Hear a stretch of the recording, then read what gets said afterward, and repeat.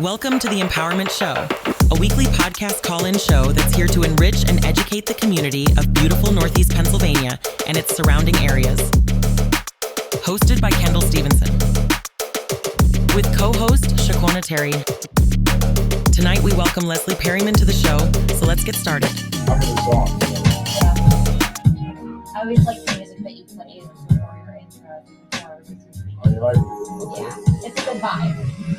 The opinions expressed on the radio program by the hosts, co-hosts, guests, and call-in listeners or chatters are solely the opinions and responsibility of the original source who expressed them.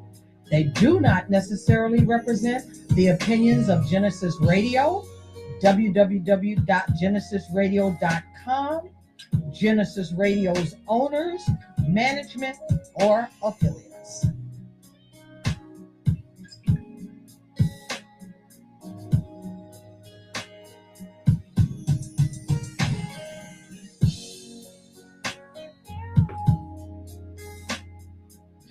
Good evening and welcome to Genesis Radio. My name is Kendall Stevenson and I am the host of the Empowerment Show. 6 o'clock, 6 to 7, the Empowerment Show. Every Wednesday, you can give us a call at 888-304-4401. This evening, I got a good guest for you. Her name is Miss Perryman, and I call her Miss Perryman. Yes, I know her first name, but I prefer to call her by her last. She's one of the pillars in our community. She does a lot of good things for the community. She helps us out, especially with the homeless. Now, normally I like to start the show off with a moment of gratitude. I think every day that we wake up makes a difference on how our day is going to turn out, especially when we have that moment of gratitude. I think we'll have a really good day. So every morning I try to wake up and think about something that I should be grateful for. Right now, it's life. I'm very grateful to have life. I'm very grateful to be in the position that I am. There's a lot of things going on in the world with politics and, oh my God, people trying to take your rights and it's just a little too much. So again, I'm still grateful to wake up in this country, the United States of America. I served in the military and I'm very proud to be an American. So on that note, hi. Hello, good evening. How are you, Kendall? I'm doing well. So why don't you introduce yourself? I started to, but I think you can do a better job than I did. Sure. Hi, I'm Leslie Perryman. I'm the director of RHD Crossroads Community Services and Street Team Outreach Center. And we provide mental health case management services and homelessness services here in Monroe County. I understand that in Monroe County, the homelessness situation is growing. Unfortunately, it is. Absolutely. Are we having people under bridges now in tent cities? And unfortunately, we are starting to see more encampments in tent cities. There are still some folks under bridges, even though they're being told to move. The challenge right now is, where do people go? I mean, Kendall, you live in the area. I mean, you see the rent prices and how expensive things are. Yeah. It's a tough situation. And having done this for 20 years, I wake up grateful every morning that I have a roof over my head and that I have what I have, because the things that I see and hear from our folks who do not have is so incredibly sad. And people are struggling every single day just to afford a roof over their head, groceries, and things like that. And unfortunately, it's leading to a lot of people being out on the streets and in a housing crisis. I don't understand why homelessness is not as politicized as, let's say, I don't know, abortion. I mean, when you talk about being homeless, it's something that affects you right here, right now. It affects you, your family, son, daughter. And it just seems like this country seems to be putting a lot of emphasis on things that maybe we shouldn't be. And then maybe we should be looking more towards how we're going to take care of the people in our own, for us, within our own community. Because like I said, it's a big community. Homelessness is starting to do its crazy thing. Right. You guys don't provide shelter, do you? Unfortunately, we do not. We just don't have the financial ability or the accommodations to be able to provide that. But we do provide a safe place for people to come during the day. So in order to get out of the elements, to be able to access showers, laundry, And if they're enrolled in our program, they can use our address so they can at least get vital mail, get a photo ID, their birth certificates, so that they can move forward in their lives, case management services, work programs, employment opportunities, housing and shelter opportunities. We do whatever we can to try to link people with the things that they need. Unfortunately, shelter is at a premium in this county. We have one year-round shelter. Salvation Army is always full because there's so many people in need. And the cold weather shelter through the Wesleyan Church is only November 1st through March 31st. So that makes it challenging as well. There's more need than there are beds available for people. I'm truly sorry. No, that's okay. I'm truly sorry. Okay, if you guys, I am on the radio. We're on the air.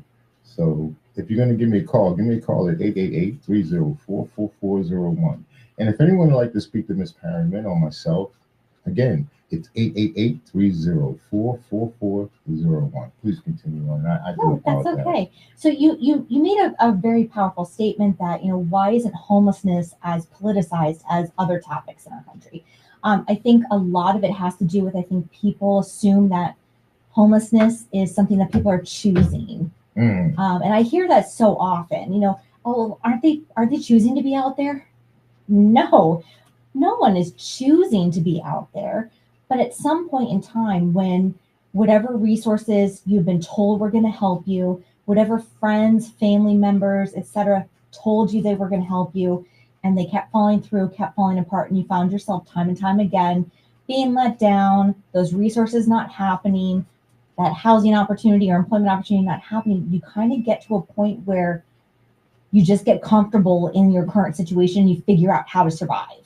So it ends up becoming more survival than anything, as opposed to I'm going to leave my housing opportunity and go out on the streets. No one's actually actively doing that. But staying out on the street ends up becoming a byproduct of all of the mistrust that has happened for folks throughout the years of being let down. And then again, it's really challenging to afford housing. So if you are working, even making $15 an hour in this community, that's not enough money. It's not enough money.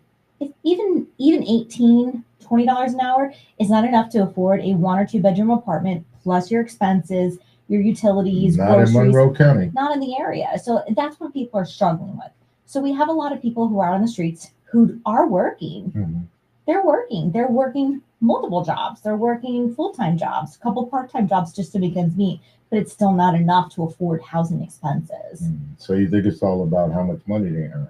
In some ways, yes, but in other ways, it's about how much rents are going for. The average apartment for, an average 1-bedroom apartment is going for anywhere between $1,200 to $1,700. Wow, that's almost New York price. That's a lot of money. That's a mortgage plus taxes, nowadays.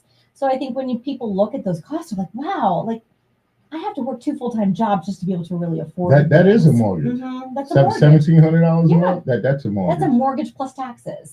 Yeah, it really is. Yeah. And so when people look at that, they're like, wow, I'm just barely making ends meet. And if you have a vehicle and those expenses, and you're traveling back and forth to work, it's a lot. So people aren't choosing to be out there, but unfortunately they don't have a choice to be out there because they can't afford things. And I hear all the time, well, why don't they just get better jobs?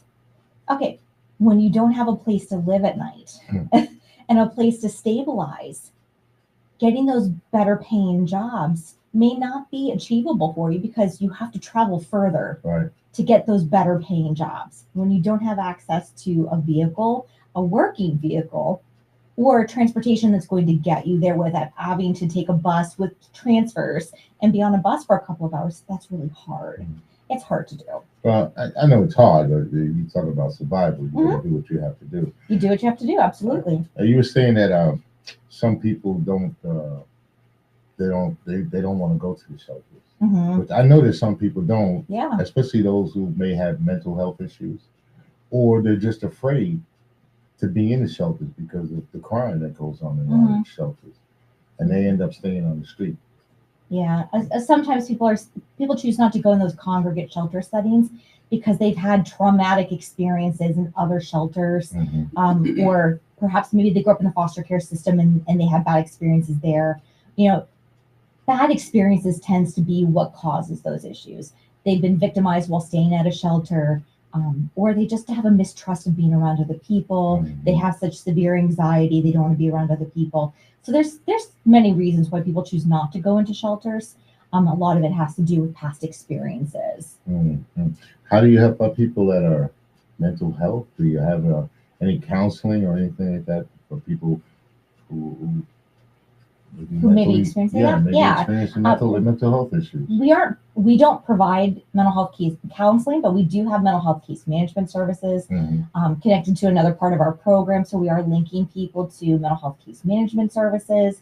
We're helping people find therapists and psychiatrists that accept their insurance, and helping them get to those initial appointments so that they can start the treatment, and really kind of helping them focus on those things. And when you think about just about everybody who is out on the streets is experiencing some form of anxiety and depression, trauma. Being homeless is traumatic. Experiencing anxiety and depression about your current circumstances, the fear of your safety and security while you're out there. Some people think that, okay, you're out there in the tent and you're choosing to be out there. You're not choosing to be out there, but at the same time, you're also being victimized in some way, shape, or form. We hear a lot of stories from our clients when they come in, their tents were being slashed. Somebody was out there slashing tents, or their stuff was stolen, or they were beaten up. So a lot of things happen, unfortunately, and so it's not an easy lifestyle at all. No, I could imagine that. Yeah. In a personal life, I've been homeless, and we kind of grew up that way for a minute or two, going from place to place, from pillar to pillar, they would say. So I know it can be a struggle. It definitely can be a struggle, especially for young women. Do you have are you very diverse with the people that come in? We are actually. We have we see people from age 18 all the way up to people in their mid 70s. So it's a wide range. We're starting to see more seniors coming through. We're also seeing more people with physical disabilities, physical limitations, major health conditions. So those kind of things can be really challenging, and it's sad. You see people who have worked their whole lives, maybe own their own homes. Now they're in their 70s and they're on their retirement or disability, and they can't afford to live anymore. And so that's really hard to see. Or you see 18, 19, 20-year-olds who have aged out of foster care system, or parents have said you can't stay here anymore for a variety of reasons. Not blaming parents in any way, but for a variety of reasons that individual chose to leave home or were told to leave home. And that can be really challenging too. So we do a lot of work to try to reconnect people to family, friends, resources, and trying to help our seniors also get connected to resources in senior housing that's more affordable. Affordable housing is a challenge. Oh yeah. It's really a challenge. We do have affordable housing here in the community, even for seniors, but there's wait lists for just about everything, so we're at a crux where we started to see that bubble where a lot of people weren't necessarily on the streets during the time of COVID because the emergency rental assistance dollars was available. Right. People were getting the funding to be able to help them stay in their homes. And now that funding's ended, and we're seeing that bubble burst now. And so those folks that were just able to manage to stay in their homes because they got the financial assistance, those programs have ended, and now they can no longer afford to stay in those homes. Landlords are kind of fed up with not getting paid rent, and now those folks are coming out on the streets unless they're able to find other resources. Yeah, I find myself in another category. I'm aging, as my wife was saying, I'm maturing. So I'll live with that. But it does frighten you as we get older because you get to your disability check, and sometimes you're just on SSI or Social Security, and that's your only means of income. The property taxes every year you turn around, they go up. Yes. But your income doesn't really go up. And it kind of frightens you. Am I going to lose my home? Yeah. Am I going to be able to afford this? And it kind of frightens you the older that you get. So I know the younger people can be a little not know which direction to go. Right. It's their first time experiencing homeless. They kind of don't really realize what that lifestyle is like and the challenges that they're going to face. But that's where case management services and my team come in to kind of try to help people identify what their current situation is, how they came to be in the situation, and how can we help you move forward? How can we help you get out of this situation and get into a more stable place in your life? And so having those real conversations with people is really important. Finding out really like what was the catalyst Right. for So them to be out there. on the real, you got a guy comes in, he's a drug abuser. Mm-hmm. What do you do for someone like that? How do you help them out? Do you direct them towards recovery, or what do you do with If they're willing, if they want to? Mm-hmm. We don't force anybody to do anything that they are not ready to do or don't want to do, but we certainly offer the resources. So let's say somebody does come in and they are using substances, and that happens at times. Being out on the streets is rough. And sometimes they may not start off using substances or drinking alcohol, but it's a byproduct. It's a coping mechanism. It becomes one. Right. So if somebody does come in and they're under the influence and we operate from a harm reduction standpoint. Okay. So at the very least, as long as they're not medically compromised and they're not using on our property, coming in, taking a shower, getting some food, some substance in their stomachs, sitting down and talking with them about their situation, talking to them about safety, Right. And asking them, do they want to make any changes? Can we connect you to resources and services? We have some partnerships in the community. We work with Northbound Recovery and company, and so they are working with us to come in, and they've come in and helped us get people connected to rehab before. They're going to be coming in and helping us run some support groups for folks, and then if not, obviously we're reaching out to Pyramid, or the Drug and Alcohol Commission in town, whatever resources available to try to connect people. Yeah, we got who do we have around here? The recovery. What is that? Brookdale, that's one. There's only one place that really kind of takes medical assistance, and that's Hillside. Mm-hmm. There's a couple of places. It just really depends on their insurance and availability. But either way, we're helping them make those phone calls. But they have to be ready. They have to be willing to make that, to make that decision. And if they're not at that point yet, that's okay. We're still going to support them in whatever way we can. So a person comes in and you have to evaluate them. Mm-hmm. What are the steps and procedures that you take to evaluate a person? So when they come in, we're sitting down with them and we have a whole intake process. So we're getting to know them, who they are, where they come from. Are they a Monroe County native? Where did they come from originally? And then we're talking to them about, do you have any mental health or substance use challenges? Are you connected to resources? Do you want to be connected to resources? Physical disabilities, fleeing domestic violence? Are you a veteran? And connecting, and then do you want to be connected to resources that can perhaps support you in those areas? Do you have physical ailments that you need support with? Are you connected to doctors? Do you have any income? Are you looking for employment? Do you currently work? We're talking about all of those things. What's your current situation? So there's a full assessment process. And then we go from there. So if they don't have ID, they don't have insurance, they don't have food stamps to be able to eat food, we're doing those things right away. So those are the things that we're starting off with, those basic vital documents, getting those basic needs met. Shelter, where do you have a place to stay tonight? Have you contacted 211? If not, we can do the 211 assessments on site. What is that 211? So 211 is it's the one-stop access point for anybody in a housing crisis. When you call 211 in Eastern Pennsylvania, you can speak to a call center staff person who's going to do a full assessment, and they're going to kind of ask you a series of questions to determine what your needs are and place you on in the system. That's kind of like a queue for any provider that has housing resources, whether it be financial assistance, for rental assistance, for homeless prevention, or for shelter or permanent housing and things like that. So just a question. So you got a person there on SSI. The person they're living in at the time, right now, they're not going to be able to live there because they can't afford the rent. So the rent's going up. How do you have a person like that? So unfortunately, they're going to have to move out. They might have to move out, absolutely. And so we're going to try. So they wouldn't necessarily be coming to street defeat at that point, unless they've received an eviction notice and they're out on the streets. If it's at that point, we're trying to help them find an apartment, a room for rent. I help them apply for any type of housing that's possible, and then get them connected to shelter. In some of my other programs, if they're calling us and they can't afford the rent, some of the guidance might be to help them, you need to find someplace that you can afford. Or, if they can't afford the rent, but they just fall behind, there's some financial programs that can help them pay their rent so that they avoid eviction. What other type of programs are they? You said you reach out to other programs.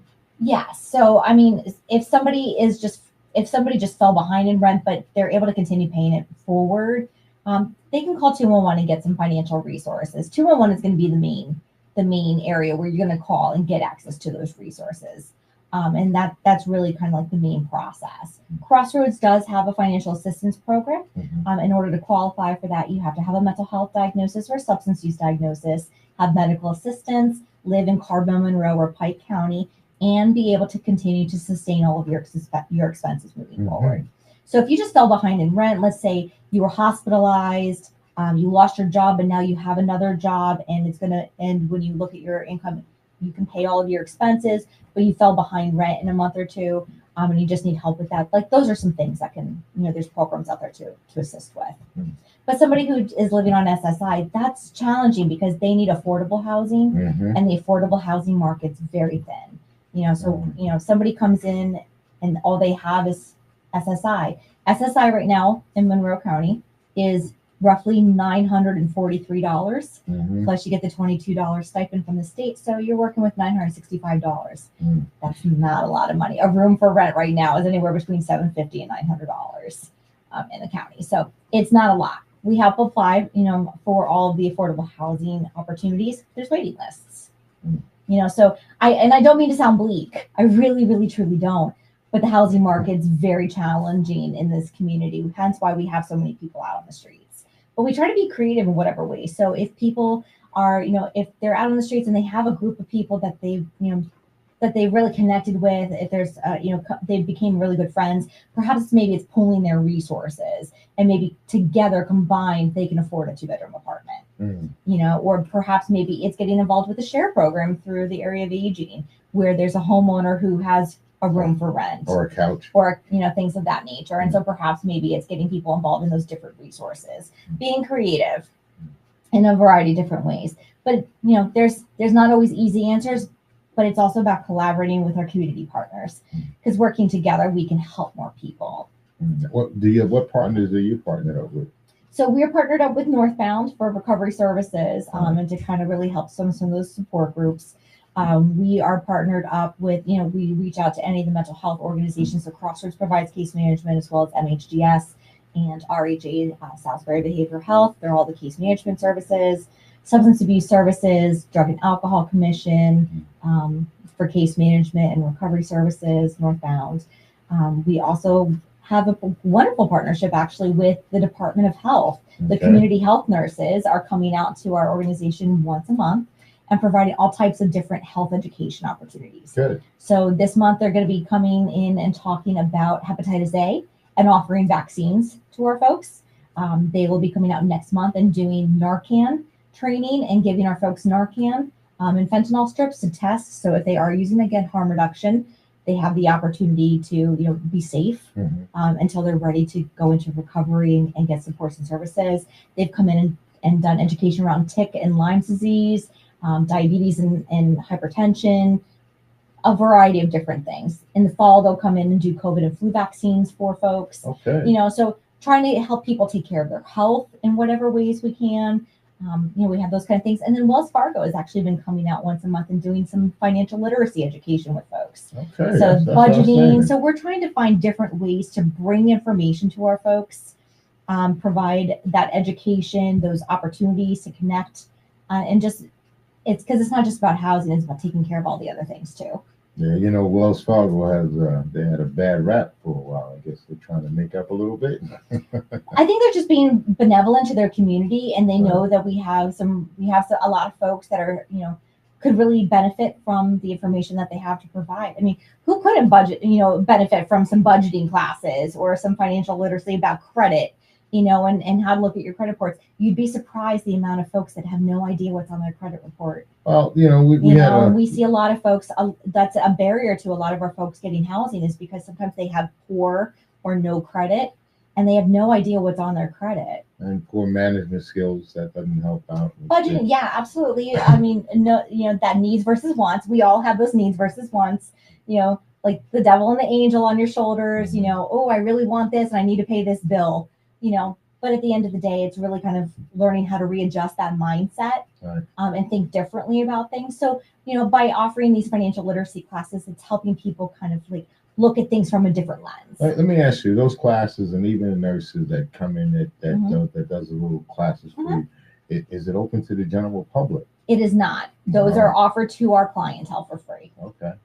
Wow. Yeah. That's something. I can't walk in and get a class on financial literacy. Unfortunately, not while you're at a program, and not only that, because we protect the privacy of our clients. Right. So it's not open just for the public to walk in. If somebody needs our services, great. But the primary purpose for them coming in is to reach our population and the folks that are there. I'm sure that if you reached out to them, they do have things that are open to the general public, just not on our site. Okay. So the community health nurses, if you are uninsured or underinsured, they're the Department of Health, check them out. They do have a lot of opportunities for folks to get access to healthcare needs. So please check them out. I'm sure. And then Wells Fargo as well. They do offer financial literacy classes and things of that nature. It's just a matter of reaching out to them to ask them what they have available. I just thought a little pre would help a lot of what's going on. In other words, if you know beforehand, then maybe you may not end up homeless. Possibly. Yeah, possibly. And I think that's where, those housing problem solving conversations happen. So sometimes when somebody's calling our office and they haven't quite yet come into our services, but they just call to find out what our services are and they're potentially facing homeless situation, we're having those housing problem solving conversations with them about what resources they have at their disposal and really kind of how to prevent them from being on the streets. Because if you can stay in a location where you're at and stay housed, it is so much easier to do that than it is to actually like go from being homelessness to getting housing. That takes a whole lot longer and a lot more money. Yeah, it's funny, when I was growing up as a kid, right? In school, that was actually part of your class that you learned in school. You had home economics? Home economics, oh yeah, very different education. You had to learn how to balance your checkbook, and you had to kind of learn how to manage your money. And absolutely, learn how to sew a pillow, so you had basic sewing skills, and basic cooking skills. Right. Absolutely, the curriculums have changed so much, and so we see a lot of people come through that maybe for whatever reasons didn't finish their high school education. Right. So they don't have their GEDs. So we have a connection with the Education Opportunity Center to help get their free GED classes. They don't pay for the testing, but they can help them. There's some resources available with that, but at least get prepared for that. So whatever the person needs, we're trying to help connect them with a resource that's going to help them meet that need while we're helping them find housing. Right. Because we're talking about whole persons, right? It's not just finding a place to sleep at night. There's a whole host of things that are going on in that person's life that will help them be stable in their housing opportunities for reasons that prevented them from being stable in housing. So we work to try to help address those as well. It seems like the people that are helping, they're being re-educated, if you want to say. Yeah, in some ways, or sometimes it's just a matter of re-education or just looking at things from a different viewpoint. Okay, so this is how you thought about things then. That didn't work. Let's take a look at how you can look at it differently now, or what resources you can do now. And at the end of the day, it's really up to the person. It's their choices on how they move forward in their lives. We just offer them the resources and the opportunities, and then it's really up to them to take advantage of those things. Recently, we had a group of people that were on Family Promise. Yep, we work with Family Promise very closely. How do you work? Kathy? I think Kathy's on their board. Yeah. I don't know. I haven't met Kathy, but I think she's on their board. Yeah, she was on the show. It was a pretty good show. We got to learn a lot about the homelessness situation in Monroe County. They don't really deal with Pike or Carlton County. Actually, they do deal with Pike County. Really? They have services up in Pike County as well. They just started it, or? It's newer within the last year or two. Oh, okay. But they deal primarily with families. Right. We're dealing with mostly single individuals. So we do work together quite frequently because they also have financial opportunities for folks for rental assistance. So if we are working with somebody who doesn't meet the criteria for some programs and they need help with rental assistance and security deposit assistance to get into housing, Family Promise might be one of those resources to support. Now, just a security question. Have you had to deal with anybody coming in that was violent or mentally disturbed or anything, and they came in violently? No, we've been very blessed. When people come in, they're usually coming because they need help. Right. So, yes, people might get loud, people might get upset, but it's not a dangerous or violent situation. It's because they're in crisis. And so, like, our team always looks upon, like, they're not yelling at us, they're just having a hard time. So we're going to try to help de-escalate that and get to the heart of what the concern is and what the problem is.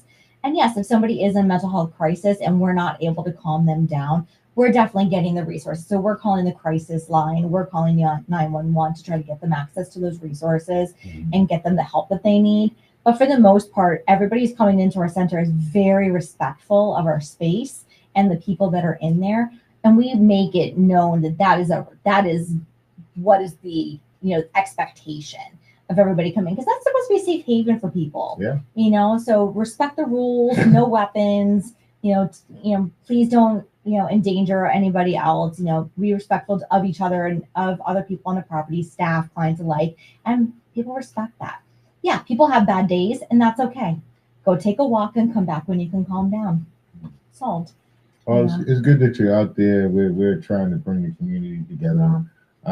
As a matter of fact, on August 17th, we are hosting a Unity in the Community event, and it will be in Danbury Park. Okay. And that's on August 17th. We start at noon. We're going to have rides for the children, painting the faces. We're going to have live entertainment. Nice. Food. There's going to be plenty of food vendors. They got the car show that's going to be out there for the old people with the cars. And I really think it's a good way to bring the community together. And what you do is kind of to help to bring the community together. Now, along with Crossroads Services, there's another one, Step to Feet. What is it? Street to Feet. And that's the homelessness services. That's the homelessness services. That's the homeless day center. I talked to a young lady in there once, I think when I went there, maturing woman. She was African American. Oh, you're probably talking about Bernadette. Yeah, Bernadette. Yeah, she's one of our amazing staff members. I thought she was. I thought she was amazing. She was amazing to talk to. One day I'm going to ask her to come on the show. So what's it? Is that like an outlet or?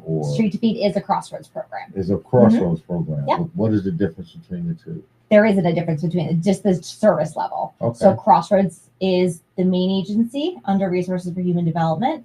We provide mental health services under Crossroads, and then Street to Feet is a Crossroads program, but that's our homeless services. Okay, so other than just walking in the door, how would a person get in contact with you guys?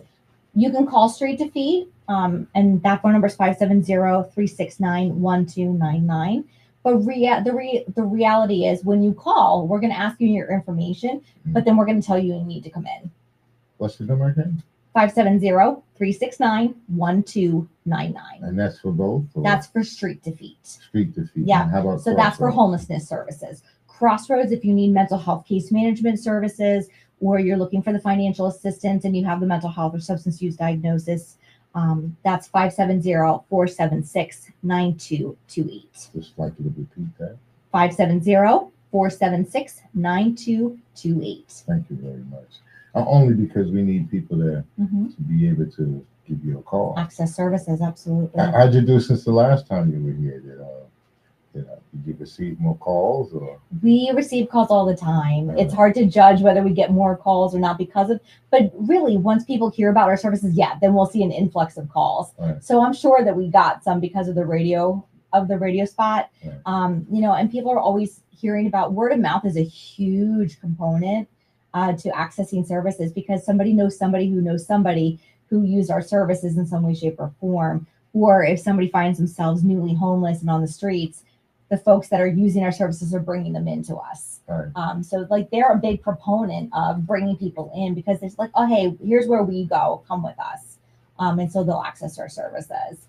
We really, and we attend a lot of community events to get our name out there, but also to get our services out there. Because it's not even about our name, it's about the services and letting the community know what's available to them in the event that they find themselves in a situation where they need supports. Well, I tell you, I think we have some room left available. Okay. If you wanted to come and set up a tent. Actually, sure. I believe we have room available. We got room available, Terry? Absolutely. Okay. So if you guys wanted to come down, if you're serious, you want to come down, after the show, you can chop it up with Terry for a minute or two, and he'll tell you exactly what you need to do in order to get yourself a tent. I'm probably going to get myself a tent too. I do photography work. That's right. I remember So you telling me that. yeah, I was thinking take pictures, print them out there for the kids. Yeah, oh, they'll love that. Yeah, I think so. Yeah, we'd love to participate in community events because it lets people know what's out there in their community to help support them. You know, we were at community night at Northampton Community College earlier in May. That's a great event. I mean, there's so many organizations and businesses that attend that, and community members that come out to learn about the resources. So, you know, whatever we can do to try to help people learn what's available to them, it's a great opportunity. The only thing that bothers me sometimes about the events, I just recently went to an open job fair. And this was held at Northampton, so she brought that out.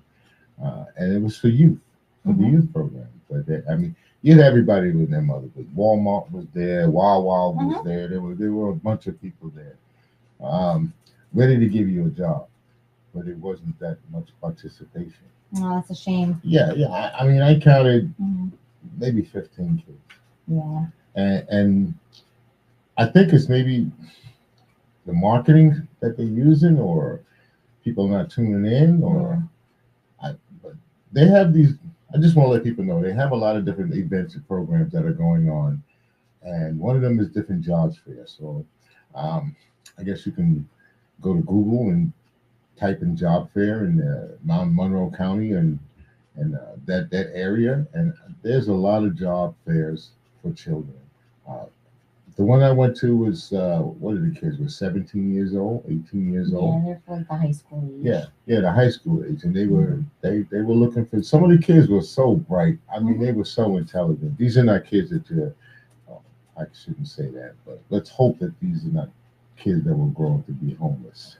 You'd be surprised. We have people with bachelor's and master's degrees who just end up in unfortunate situations. You know, and I think that's the one thing that people forget, that you know, it's not about your education. It's not about your socioeconomic status, because we can all be one major life event or one or two paychecks away from landing in the same position. So it's important to kind of just keep that in the forefront of your mind. We have so many people who this is their first time homeless, and it's because a loved one passed away. And without that person's income in the home now, they can't afford to live on their own. They're older, maybe they're disabled. There's a whole host. This is the first time they're experiencing homelessness, and they never thought it would happen to them. That's something I think that people forget. Nobody says, I'm just going to go be homeless. But everybody says, I never thought that I would end up in that situation. Every single person. And the person that was homeless and they got out of that situation, you know what they think about?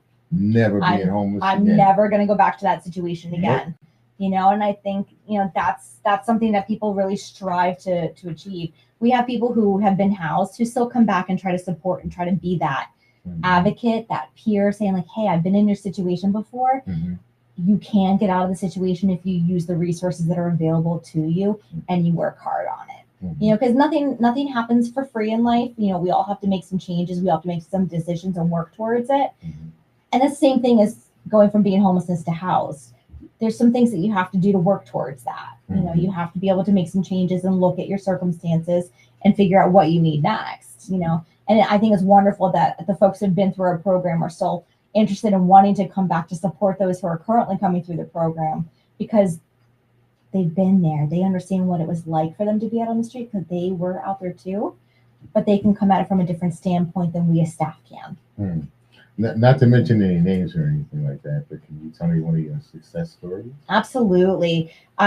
We have so many, and I'm so proud of each and every one of them. But one of our individuals was out on the street for years, sleeping in a tent, in the woods, kept to themselves, didn't really come out until they needed something. They heard about our services. They finally decided, you know what, I'm just going to go. Maybe they can help me. I've been let down so many times. And they came to our services, and it just happens to be that same day we happened to have a business on site doing an on-site job fair with us. So they were doing open applications and open interviews at that time. And so that person, you know, we did their intake and got their information, but they were also the same day able to interview with that business. And they were able to get a job right away. Right away? Right away. Wow. And start within a couple of weeks. And once they started working, they were able to get housing through that opportunity. And it was a temporary housing kind of situation while they were working. And then while they were working, 3 months later, they built up enough income and made friends with a couple of other people who were also in that similar situation. They all pulled their resources, got a house together, and have been still working at that same business and living their lives and doing well. Yeah. And so like those are the things that we love to see, that people are taking advantage of the resources and opportunities that are being offered to them. And it's so heartwarming to see when people are doing well. We celebrate the small successes, we celebrate the big successes, but it's really important to be able to do that. And I love to see that when we're able to help somebody get access to something, achieve a goal, get on their feet, and just how appreciative they are of what they've been able to accomplish and the supports that they've been offered. It's really heartwarming. It makes what we do so worth it. Wow. To be able to see that. You have people that come back that say, hey, thank you? They do, 100%. They come in, they check in, they call, they email, because they were just so grateful, because we were the first ones to really give them that opportunity to really be a support to them. And they never thought that they would be able to get back in those situations. I saw a client who he stopped by the other day because he forgot to change his address. And he realized, oh, shoot, I forgot to change that address. So a package is going to arrive there for me. But it's been 2 years since he's been housed, and he's doing amazing, and so like it's wonderful to see those things and hear those things and hear how wonderful people are doing. They've reconnected with family members. They've met somebody and they're in a healthy relationship. Wow. They're working full time, or they're going back to school.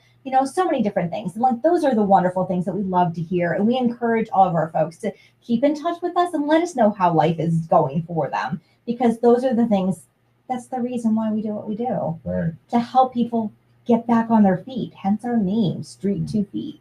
Life-changing experience. Absolutely. And we have our hard days where it's tough, and sometimes we want more for our clients than they want for themselves, but then those successes happen, and it reaffirms why we're doing what we do. Now, just to take you on the other end of the spectrum, so tell me about somebody that didn't do so well.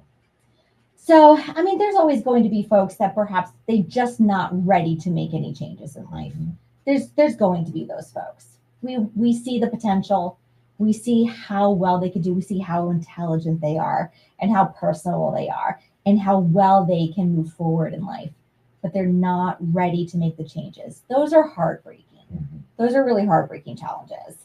But all we can do is be that constant support, be the friendly face when they come into the center, so that they can, and the fact that they keep coming in tells us that they're maybe at that pre-contemplation stage of change. They're not ready to make a full-fledged change, but the fact that they're coming in and taking care of their basic needs is something. And I'd rather them at least still come in and do that, because we have eyes on them. We can talk to them. Right. They know what we offer. They know what we do. And then when they're ready to make those changes, we're there. They know what we offer, and we can have those conversations and help them. So at the very least, I look at it as, okay, they're just not ready to make that change just yet. And that's okay. When they're ready, we're here. So you guys are a nonprofit organization. We are a nonprofit organization. Donations. We will gladly take them. Monetary or material items. How about volunteers? Always accept volunteers as well. There's always opportunities for people to get involved in. So if you have experience in resume writing and job interviews and job prep, like we have folks who are always going to job fairs. By the way, job fairs, we take everybody to job fairs. So anybody who wants to go, we're at all of the job fairs. You'll see my staff there with a bunch of our clients, because any opportunity for employment, we're there helping people get those opportunities. A young man, his name is Chacon. Deshaun Chacon. Okay. And he runs the youth empowerment. Okay. And that's what he does. He helps to get kids scholarships and grants and helps them get jobs. Do you guys help with scholarships, grants, or? Unfortunately, we don't. We don't have funding like that. Right. But we're we try to connect people with whatever those resources are. Our funding we're purely grant funded, nonprofit, purely grant funded. So there's no for-profit piece of our program in any way, shape, or form. But it does take money to keep the center open, pay our rent, pay our utilities, to keep hot water going, electricity, internet, and services, to pay the staff for case management services, to be able to provide the supplies for the showers and the laundry and the hygiene supplies and the outreach supplies so that people can take care of themselves while they're out there. Keeping the lights on. And keeping the lights on. I mean, that's huge. I mean, just having the main center where people can come in and out of the elements, stay warm or dry depending on the season, take a shower, do laundry. Like, that's huge. Nowhere, when you're homeless, you don't have anywhere you can go to take care of those things. That's true. There's nowhere you can go, and especially if you don't have any income. There's nowhere that you can go and do laundry for free. Tiny pump, but you don't know what that is. I'm not familiar with what that is. But like in this area, there just isn't. There's nowhere to go take a shower for free. Like there's nowhere to access internet other than the library, and that's time limited. And you have to have a card, and you have to have an ID to get a library card. So it's like barriers. There's things in place. So at least at the center, we have that opportunity to be able to help people. One, at the very least, take care of their basic needs. Maslow's hierarchy of needs, right? You need to have food, shelter, water, clothing, those things. So we offer day shelter, food, water, clothing, and all those basic needs to try to help people at least have a place where they can kind of like calm down. Woosah. Yeah. I mean, gosh, especially if it's your first night out on the street and you come into a restaurant the next day, deer in headlights. And it's traumatic. We've heard so many stories about like they didn't know where to go, so they wandered the streets all night and they haven't slept.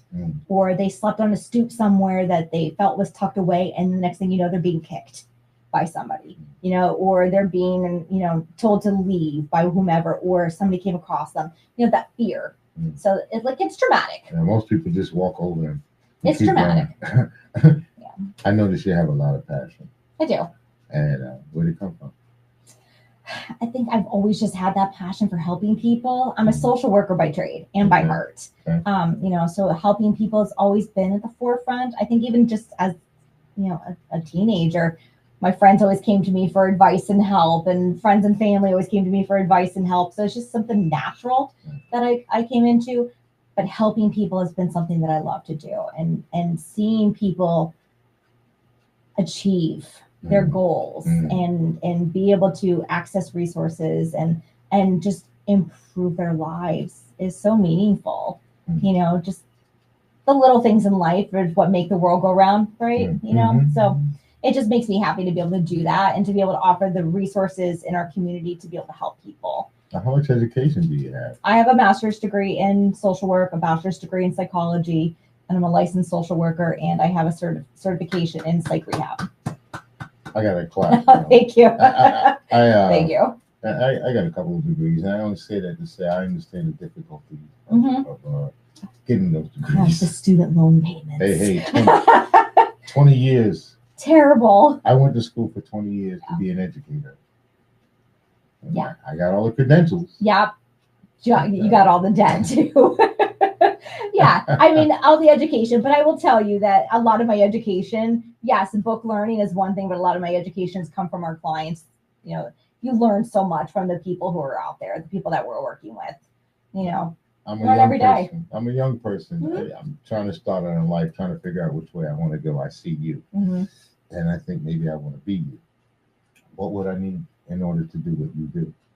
So obviously education, college degrees are important because a lot of the services that we provide, there's educational requirements because of the regulations.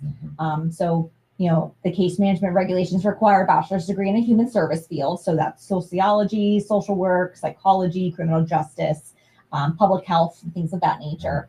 To be a director or the upper levels, you need to have a master's degree because a lot of places require that. And that could be for licensing, regulatory bodies, and things like that. No, I think. But there's a lot to be said for life experience as well. Well, you're going to get that anyway. Yeah. But will drive determination is great.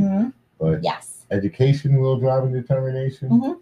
I'm the type of person I tell you, education is the new currency. It's not a coin phrase from me. That's from a young man named Joe Madison. So I don't want to take it from him. But when he said that, he said, education is the new currency. I told that to one of my kids. I said, well, if you don't have education, I guess you're going to be broke. Yeah. And I mean, education is one thing, but there's different forms of education, right? Mhm. So there's so many jobs out there and so many career paths that don't necessarily require a bachelor's degree or a master's degree. Going to VOTech and getting certified in a trade, honestly, makes more money than a social worker. Yeah. But you don't have the same opportunity to help people deeply as you do as a social worker. I mean, plumber makes more money than a teacher.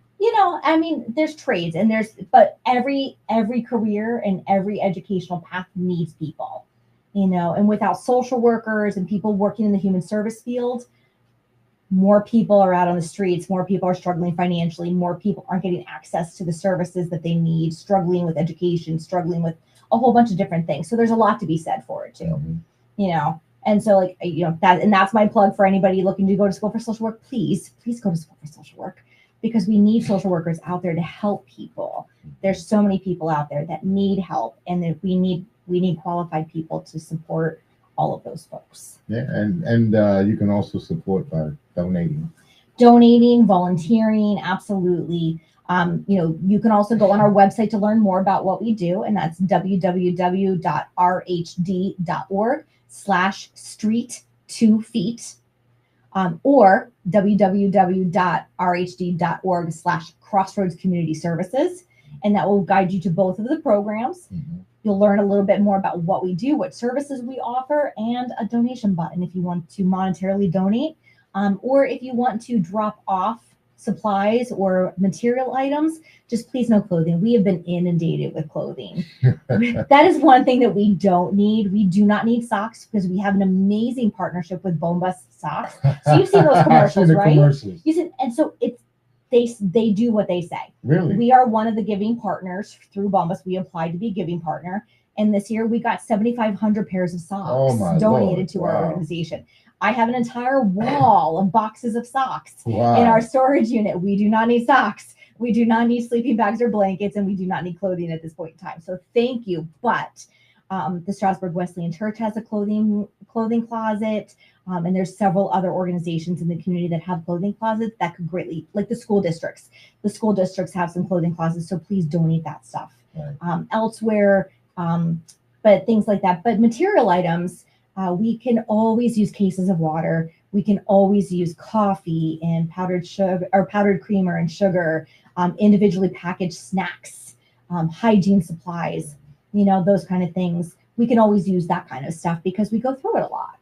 And where would they go if they want to look you up to donate or give you money? I just want you to repeat the website. Sure. The website is www.rhd.org/street2feet. And the telephone number? 570-369-1299. Ms. Perryman, I have to say thank you very much for coming in. You've been very informative. Well, thanks for having me back on again. I'm glad to have you back on again. Anytime you want to come on, you want to give your information out, we always have a seat here for you. Okay, wonderful. I will take you up on that. Okay, I got a friend of mine, and this is what he says. He says, if Genesis Radio was not on your radio, then your radio is just not on. My name is Kendall Stevenson. This is Genesis Radio. We are at the Empowerment Show, Unity in the Community. Thank you guys for tuning in. Every Wednesday from 6 to 7. Please tune in. Peace. Thank you for watching. Please like this video and subscribe to our channel.